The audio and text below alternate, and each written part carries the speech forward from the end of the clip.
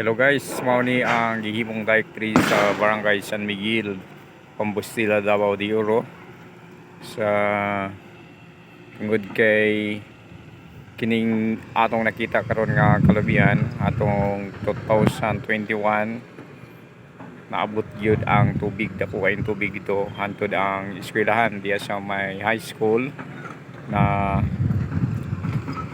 naigo gyud sa maong tubig o taman sa atop ang ilang tubig kumikan kay miawas kining maong sapa. O atong nakita karon nga pinanguluhan sa ato ang Governor Dorothy Gonzaga ug sa ato ang mga kadagkuan sa atong gobyerno nga nakita na to nga giayon na ang mga lugar dinhi sa Davao de Oro, labi na gyud kining mga dike karon aron dili na mahimo, dili na nga muawas ang ato ang sapa o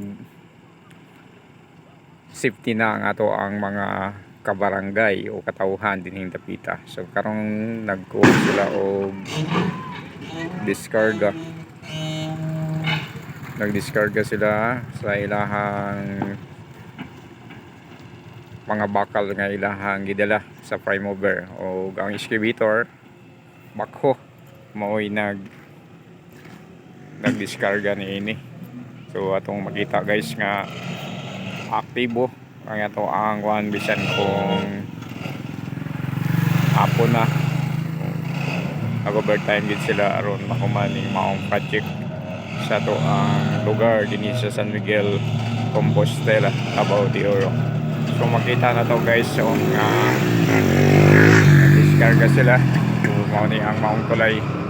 So adto na may diferensya dili pa magihan og mga dagkong truck. Mao na ni ang ilahang agi ug makita na to ang ilahang pagdiskarga. Ug mao ni ang lugar sa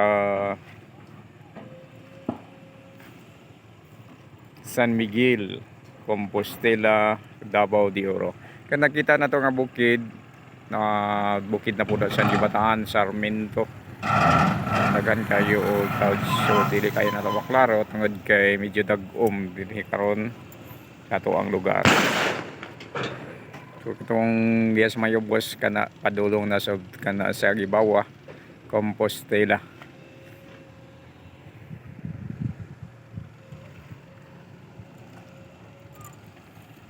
So guys, so klaro kay nato no ang ato ang excavator nagkarga sila sa ilahang mga bakal no.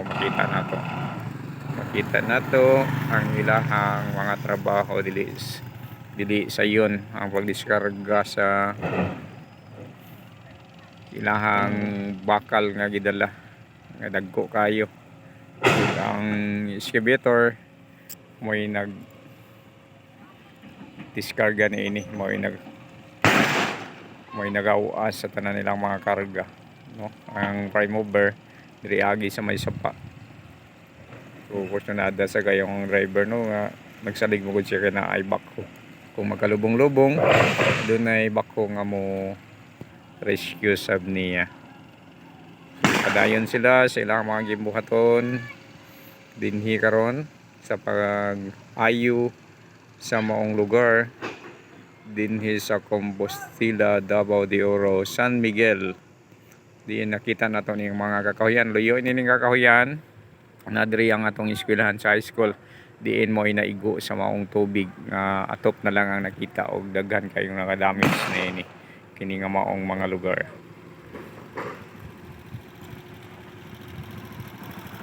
So guys, nakita na to ang bakho nga nagdiskarga na.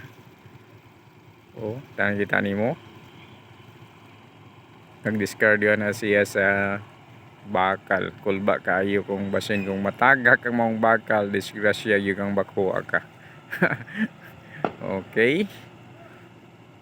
Sa sunod na po na ito nga video guys, atong i-update ang tanan na ito nga lugar dinhi sa Davao de Oro aron makita na to ang mga trabaho din pinanguluhan sa to ang Governor Dorothy Gonzaga nga naghatag og participants sa tanan nga mga lugar nga adunay mga kalamidad nga sama ning makusog nga tubig ug na kini ilahang gi paningkamutan diha sa paghatag og maayong pagkuan sa dike kay aron ang atong mga lukyo dinhi sa Davao de Oro o sa Compostela layo kayo sa mga makuyaw nga mga katalagman.